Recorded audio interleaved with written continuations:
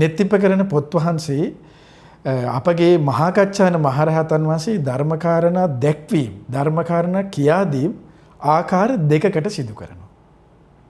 එතකොට මේ ධර්මකාරණා කියා දීම මේ ධර්මකාරණා දැක්වීම වලට මේ පොත් වහන්සේගේ පාලි වචනයක් හඳුන්වන වාරෝ කියලා. වා යන්න රෝ යන්න වහරයක්.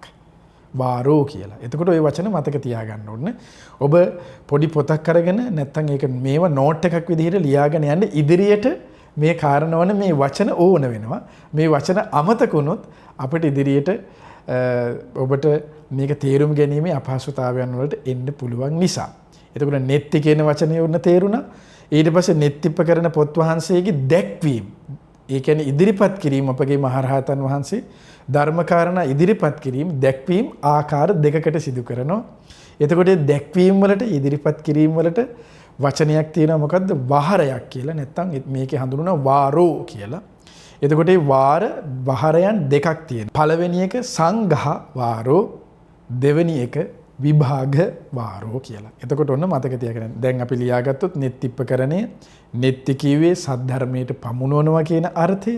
එතකොට නෙත්තිප්පකරණයේ ඉදිරිපත් කිරීම දැක්වීම ආකාර දෙකකින් තියෙනවා. ඒවට කියනවා වාර කියලා. වහරෝ වාරෝ දෙකක් තියෙනවා. ඒ මොනවද? සංඝහ වාරෝ පළවෙනි එක, දෙවෙනි එක විභාග වාරෝ. සංඝහ වාරෝ කියලා කියන්නේ කෙටියෙන් දක්වනවා. කෙටියෙන් ඉදිරිපත් කරනවා ධර්ම කාරණාව. ඊට පස්සේ විභාග වාරෝ කියලා කියන්නේ විස්තර විභාග වශයෙන් පුළුල් ලෙසන්න විග්‍රහ කරනවා. දැනට ඔන්න ඒ කරුණු දෙක මතක තියාගන්න. ඒ තමයි නෙත්ති කිව්වේ සද්ධම්ම ණයට්ඨේන නෙත්ති සද්ධර්මයට පමුණවනවා කියන අර්ථයෙන් නෙත්ති කියලා කියනවා. එතකොට දැක්වීම දෙකක් තියෙනවා නෙත්තිප්ප කරන පොත් වහන්සේගේ ඉදිරිපත් කිරීම. ඒවට කියනවා වාරෝ කියලා. වා යන්න රෝ යන්න. දෙකක් තියෙනවා. ඒ තමයි සංඝහ වාරෝ, දෙවෙනි එක විභාග වාරෝ. සංඝහ වාරෝ කිව්වේ ඒ තමයි කෙටියෙන් දැක්වීම. විභාග වාරෝ කිව්වේ විස්තර විභාග වශයෙන් දැක්වීම. මේ සංඝහ වාරයට අයිති කරුණු මොනවද? විභාග වාරයට අයිති කරුණු මොනවද කියන එක. එතකොට ඒකත් ඔන්න සටහනේ ලියා ගන්න. ඒ තමයි සංඝහ වාරයට. සංඝහ වාරය කිව්වේ මොකද්ද? කෙටියෙන් දැක්වීම. සංඝහ කිව්වේ කෙටියෙන්, වාරෝ කිව්වේ දැක්වීම. එතකොට සංඝහ වාරෝ කියන්නේ කෙටියෙන් දැක්වීම. කෙටියෙන් දක්වන ආකාරයන් මේ පොත් වහන්සේගේ ධර්මකාරණාව කෙටියෙන් දක්වන ආකාරයන් තුනකට විස්තර කරනවා. ඔන්න හොඳට මතක තියාගන්න. ඒ තුන තමයි ඒ තුනෙත් නම් තුනක් තියෙන්නේ. විශේෂ අපි අහලා නැති හුරු පුරුදු නැති සමහරට නම් තුනක්. ඉතින් ඒ නිසා මේ නම් තුනේ අර්ථ ඔන්න ලියාගෙන තියාගන්න.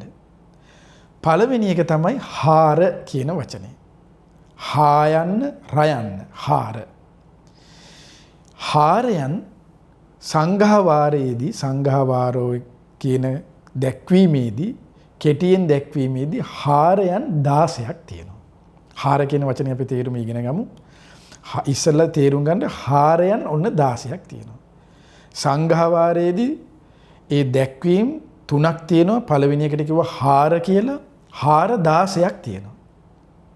ඒතර හාර කියන වචනේ තේරුම තමයි ධර්මයට රැගෙන යාම. ධර්මයට රැගෙන යනවා කියන අර්ථය තමයි හාර කියන වචනේ තේරුම. එතකොට හාරයන් කීයක් තියෙනවද? 16ක් තියෙනවා. සංඝහ වාරයට අයිති ඒ කියන්නේ කෙටියෙන් දැක්වීම කියන එකට අයිතිව හාරයන් කීයක් තියෙනවද? 16ක් තියෙනවා. එතකොට කෙටියෙන් දැක්වීම තුන් ආකාරය කියවනේ. ඒ තුන් ආකාරයෙන් පළවෙනි එක කියවනේ හාර කියන වචනේ. හාර කිව්වේ මොකද්ද? ධර්මයට රැගෙන යාම. ධර්මයට රැගෙන යාම කීයක් තියෙනවද? 16ක් තියෙනවා. හාරයන් 16ක් තියෙනවා. එතකොට මේ පොත් වහන්සේගේ කොහේ හරි හාර කියන වචනේ අහුනොත් ඒකේ තේරුම මොකද්ද? ධර්මයට රැගෙන යාම කියන එකයි. එතකොට උන දැන් නෝට් එකේ ලියා ගන්න. ධර්මයට රැගෙන යාම කීයක් තියෙනවද? 16ක් තියෙනවා. ඊළඟ එක තමයි ණය. ණය කියලා කියන්නේ ණයන්න යයන්න. ණය. ණය කියන වචනේ. ණය තියෙනවා 5ක්. සංඝහ වාරයට අයිතිව හාරයන් 16ක් තියෙනවා. ඒ කියන්නේ මොකද්ද? ධර්මයට රැගෙන යාම 16ක් තියෙනවා. ණය 5ක් තියෙනවා.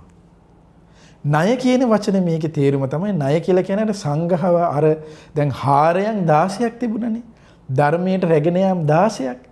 ඒ ධර්මයට රැගෙන යාම 16 නැත්තම් හාරයන් 16 විස්තර කරන ක්‍රමයට කියනවා ණය කියලා. හාරයන් 16 විස්තර කරන ක්‍රමයට කියනවා මොකක් කියලාද? ණය කියලා. ණය තියෙනවා කීයක්ද? 5ක්. සංඝාවාරයට ඇති නෙත්තිපකරණේ දැක්වීම් දෙකක් තියෙනවා. සංඝාවාරෝ විභාගවාරෝ කියලා. ඒ දැක්වීම් වලදී ඔන්න දැන් කතා කරන්නේ සංඝාවාරය. සංඝාවාරයේදී හාරයන් 16ක් තියෙනවා. හාරයන් 16ක් කියලා කිව්වේ හාර කිව්වේ ධර්මකාරණා වෙත රැගෙන යාම. රැගෙන යාම කීයක් තියෙනවද? 16ක් තියෙනවා. හාරයන් 16ක් තියෙනවා. ඒ ධර්මකාරණා වෙත රැගෙන යාම විස්තර කරන ක්‍රම ඒකට කිව්ව ණය කියලා. ණය 5ක් තියෙනවා. ඔන්න මතක තියාගන්න දැන්. මේ සංඝාවාරයට අයිතිව කතා කරන්නේ.